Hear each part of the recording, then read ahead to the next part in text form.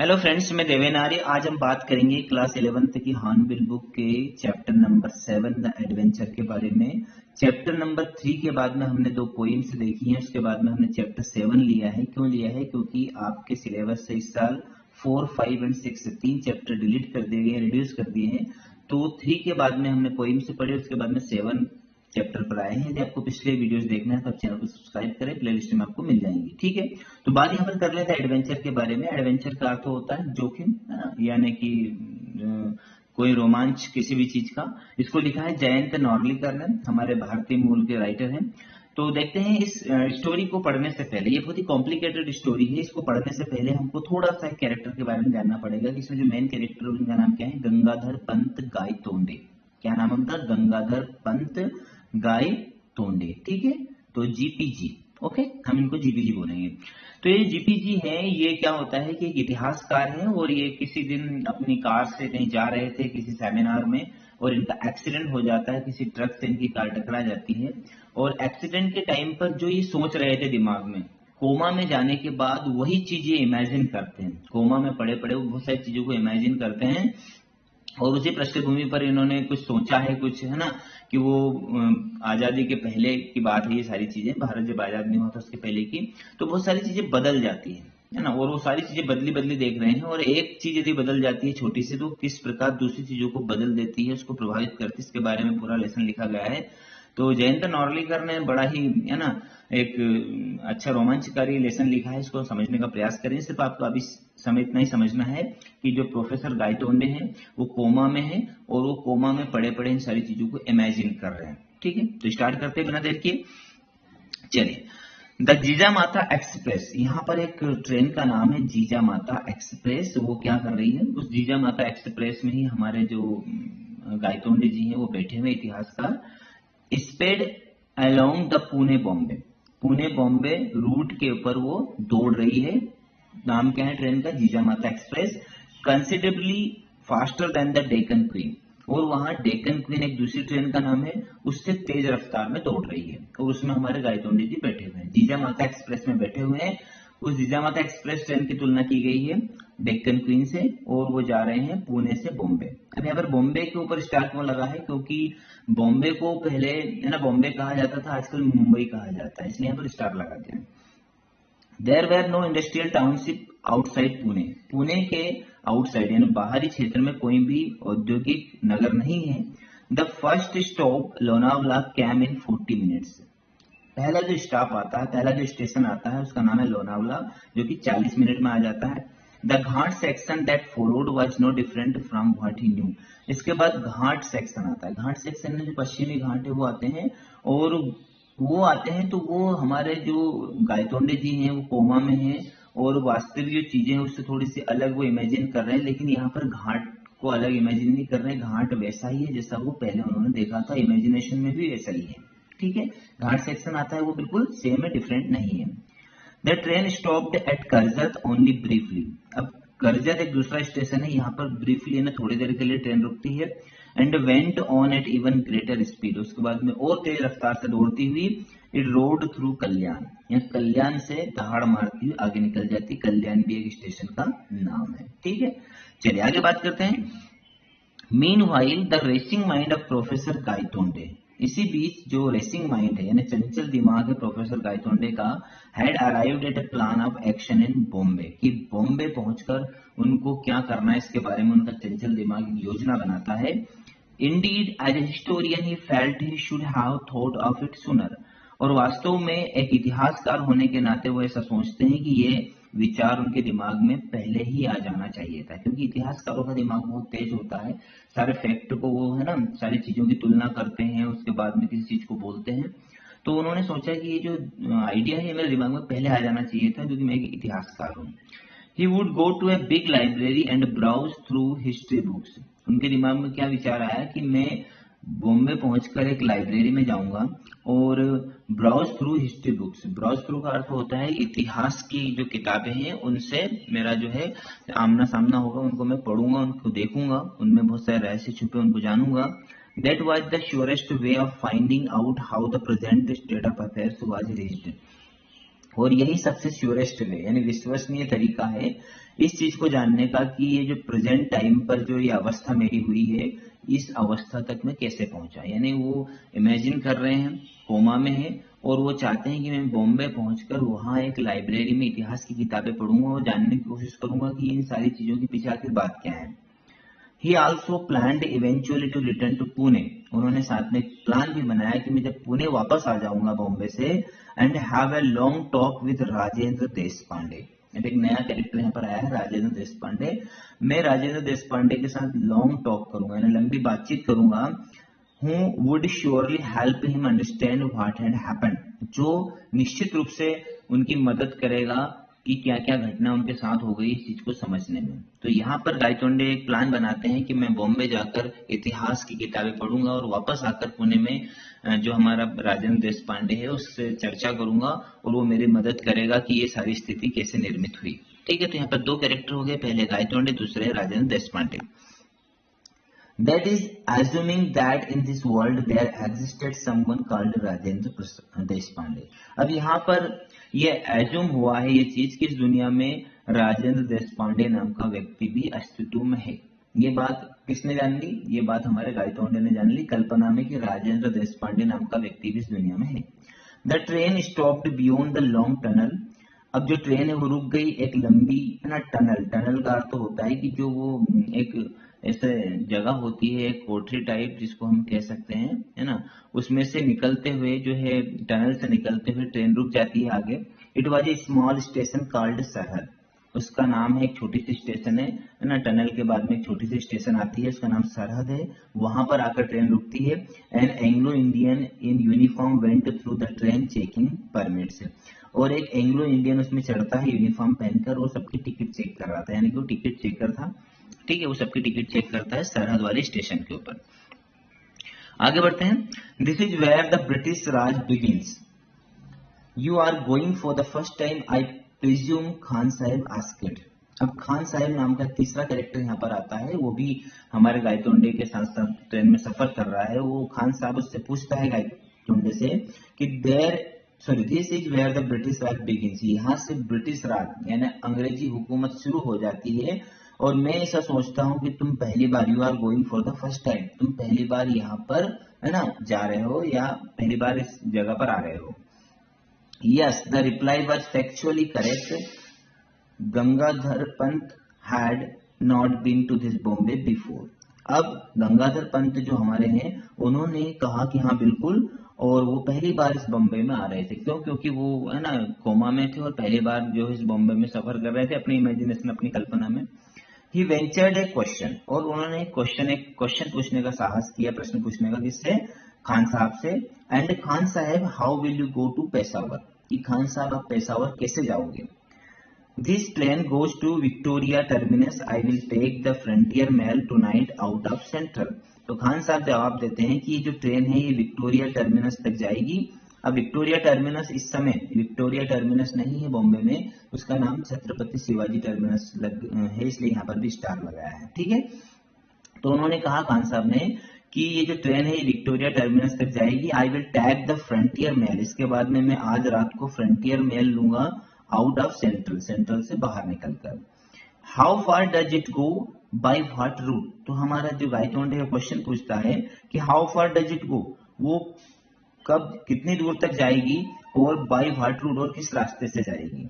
तो Bombay to Delhi, then to Lahore and then Peshawar.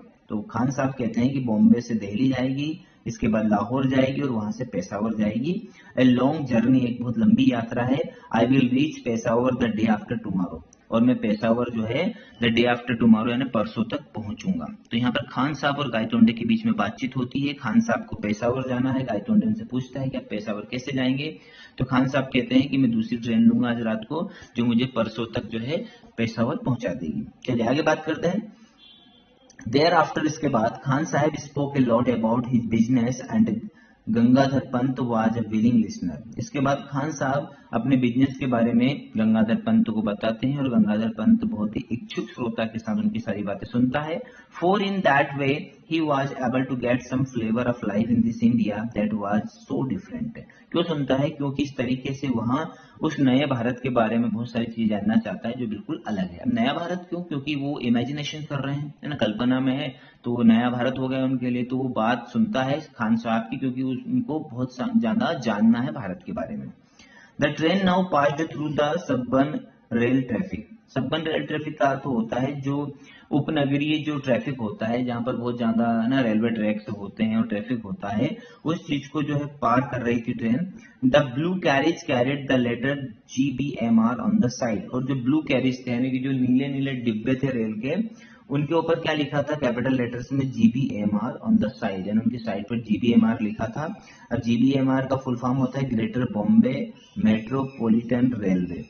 Explain Khan साहब। खान साहब ने बताया किसको? हमारे गायतोंडे साहब को, कि जो GBMR लिखा है उसका फुल फॉर्म होता है Greater Bombay Metropolitan Railway. See the tiny Union Jack painted on each carriage. और वो कहते हैं कि देखो हर कैरेज के ऊपर, हर डिब्बे के ऊपर छोटे छोटे अक्षरों में क्या बना हुआ है? Union Jack. यूनियन जैक का अर्थ होता है ब्रिटिश झंडा, ब्रिटिश ध्वज बना हुआ है। A gentle reminder that we are in British territory.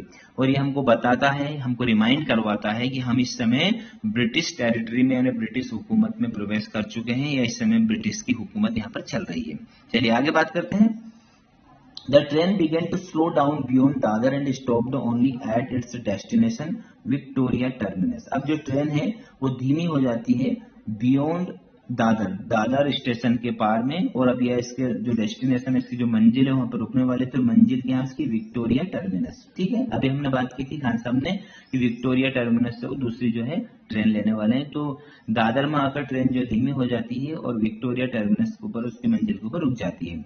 The station looked remarkably neat and clean. जो स्टेशन थी वो बिल्कुल, है ना, साफ सुथरी दिख रही थी। The staff was mostly made up of Anglo Indian and Parsi along with the handful of British officers. इस जो स्टाफ था वहां पर स्टेशन के ऊपर, उसमें बहुत सारे एंग्लो इंडियन थे, पारसी थे, और मुट्ठी भर अंग्रेजी अधिकारी थे। हैंडफुल है ना, मुट्ठी भर। As he emerged from the station, और जैसे ही वो स्टेशन के ऊपर आते हैं, Gangadhar Pant found himself facing an imposing building. वो एक इम्पोजिंग बिल्डिंग का अर्थ ये होता है कि थोड़ी सी, है ना, प्रतिष्ठित जो बिल्डिंग है उसको देखते हैं। The letters on it proclaimed its identity to those who did not know this Bombay landmark. और उसके ऊपर प्रोक्लेम्ड यानी कि कुछ लेटर्स लिखे हुए थे जो आइडेंटिटी बता रहे थे, उसकी पहचान बता रहे थे कि जो बॉम्बे लैंडमार्क से संबंधित थे। क्या लिखा था उसके ऊपर? उस बिल्डिंग के ऊपर लिखा था east India house, headquarter of the East India company, यानी ईस्ट इंडिया कंपनी का मुख्यालय। ठीक है, जो बॉम्बे में था।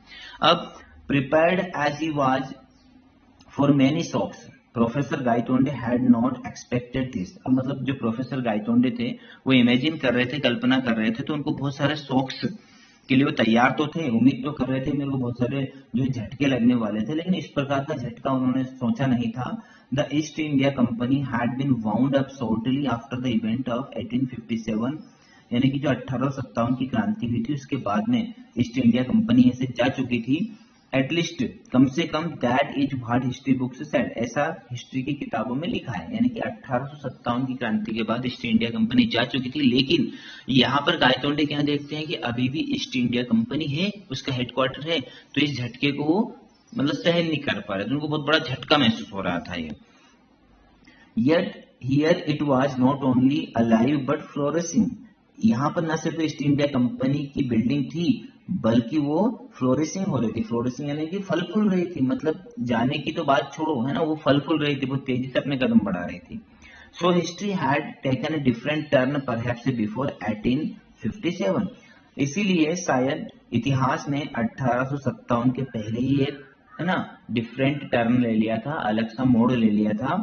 How and when had it happened, कब और कैसे ये हुआ, he had to find out, ये चीज उनको पता लगानी थी। किनको? गायतोंडे को। तो गायतोंडे जैसे ही वहां पर आए, उन्होंने ईस्ट इंडिया कंपनी की बिल्डिंग देखी और बड़े हैरान हो गए कि ईस्ट इंडिया कंपनी को तो अभी चले जाना था, लेकिन वो ना सिर्फ गई बल्कि वो फल फूल रही थी, मतलब यहीं पर थी इंडिया में और फल फूल रही थी। तो इस बात को उनको पता लगाना था गायतोंडे को कि इतिहास में आखिर ऐसा कैसे हो गया।